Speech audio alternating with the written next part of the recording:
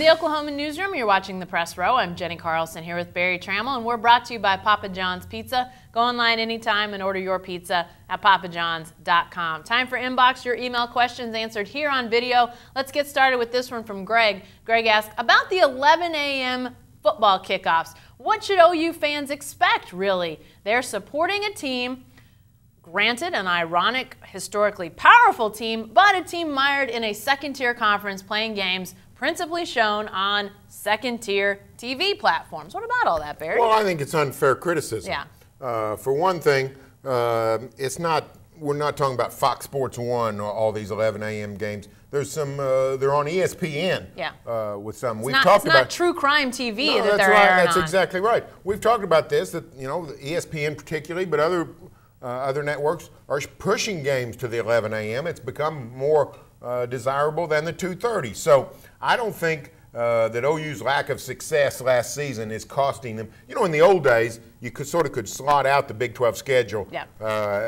You know, Iowa State, Kansas, if it was going to be on, it was going to be on at 11. Yeah. Those days are gone. Yeah. Now they put really good games at night, really good games at 11 a.m., yeah, and mostly just sort of mediocre games in the middle of the day. So yeah, I don't think you can equate performance with an 11 a.m. judgment. Yeah, no, I would agree with that totally. At least it doesn't look like it. If you look at the games that get slated for 11, if you looked at it last year, you can definitely see a shift. It may have been that way in the past, Greg. I totally get that, and I think it probably was. I mean, 11 a.m. was the time that teams without lights on their stadiums kicked off. It was the time that nobody really cared about those games. But clearly, if you look at the quality of matchup, at least going into the game, you see a lot of really enticing matchups hitting 11 o'clock from the Big 12. So now, is the Big 12 second tier? I'm going to take issue with that too. Still one of the best conferences in the country. Obviously didn't have a team in the college football playoff, but to me that's a non-factor. You see really good teams.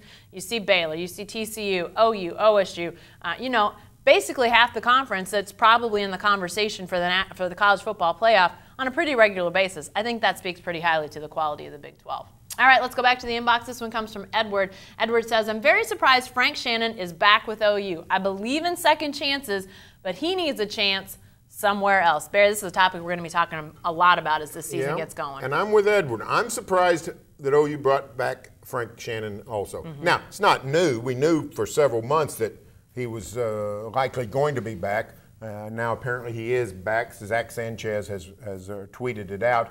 But I just think it's strange that a university would go to the state Supreme Court to support its ability to suspend Frank Shannon, but now then lets him back on the football team. You would think it's sort of a playing both sides of the fence there. I believe in second chances too, and I'm not even saying you know, I think it'd be great if Frank Shannon plays well, keeps his nose clean, has a good year. However, I think it's strange, and at this point in time, when OU and Bob Stoops has sort of been out on a limb with players, Joe Mixon, Doyle Green Beckham, sort of strange to see a guy brought back into the good graces. Well, and I think it's going to be interesting to see as this season gets closer and closer, and we see, you know, the OU Caravan events, we see Big 12 media days, then team media days, and regular media availability.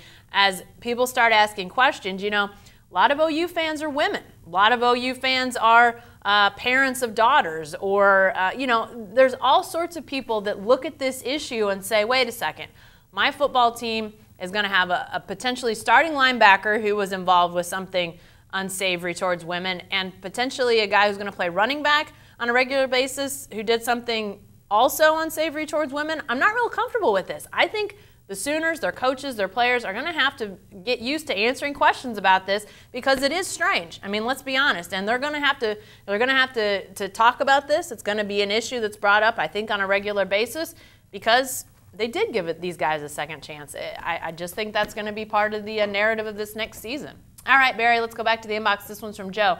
Hey, did OSU lay an egg in baseball, Joe asks? Absolutely. Yeah. No doubt about it. Cowboys go to get a regional at home in Stillwater with a path towards hosting a super regional, and then do not play well at all. Lose to Arkansas, lose to St. John's, beat St. John's by one run. So did not play well. the Big 12 title game the week before against Texas, OSU sort of throws it around late in the 8th inning and continued that kind of late inning play in Stillwater. So massive disappointment in the postseason. Very good year, very good foundation, lots of optimism around OSU baseball and Josh Holliday. However, the Cowboys played very poorly in the regional in Stillwater. No doubt about it. And I know that St. John's was, we wrote about this, it was talked about in different places. St. John's not your typical 4 seed in a regional when you look at how many wins they had, but still, OSU expected to win games against teams they're better than, and whether, you know, St. John's is a true 4 or a 3, OSU's still a better team, and they were better than Arkansas, you know, if you look at it, but they did not win those games because they didn't play well enough, and that's disappointing. I think Josh Holliday's got things going in a great direction, especially once they get their new stadium built. I think everything's on the up and up for OSU baseball. I think they're going to be a contender on the national scene for a long time to come. But I think they learned a tough lesson in the postseason this year. You've got to play your best baseball in the postseason. All right, one more time to the inbox. This one from Gary. Gary says, if I was Fred Hoiberg, I'd ask for a long-term contract. Obviously, the old Iowa State coach now gone to Chicago. Well, and then Gary's talking about Tom Thibodeau being fired despite being one of the most successful coaches, winning percentage-wise, in NBA history. Yeah. The truth of the matter is, he doesn't have to ask for it. He got one. Fred Hoiberg got a 5-year contract worth $25 million. So I think he's in good shape. The question is, what kind of culture is there in Chicago? Did the troubles with Tom Thibodeau, was that more heavily on Tibbs' side? Was that more heavily on management side? The truth of the matter is, at the very top of the Bulls organization, Jerry Reinsdorf does not have a great history. This is a guy that broke up the Bulls dynasty. Almost 20 years ago, 18 years ago. So it's a case of, I don't know exactly what Hoiberg's getting himself into, and I don't think he does either, but he knows this. He knows he's got a great roster, and he knows he believes in himself as a coach, and that's a great place to start. Well, and I do think his temperament will serve him well as the coach of the Bulls. You know, so many times people around here saw it because a lot of times it happened against teams that are from this state, OU, OSU, big games. You'd look over, things might be falling apart. Iowa State might be down a bunch. Fred Hoiberg, very calm, very collected. He believes in his system, which is very much an NBA-type system. Bear, I think you even wrote about sitting by Hoiberg and one of his assistants, scouting a game at the Big 12 tournament, and just how basketball savvy they were. So I think his basketball IQ, his basketball knowledge, plus that temperament, I think he'll do well. But there's no doubt Chicago's a little bit of a snake pit with the situation and management. We'll have to see how it all pans out for the mayor. Hey, be sure to stay with the best coverage team anywhere at newsok.com and every day in the Oklahoma.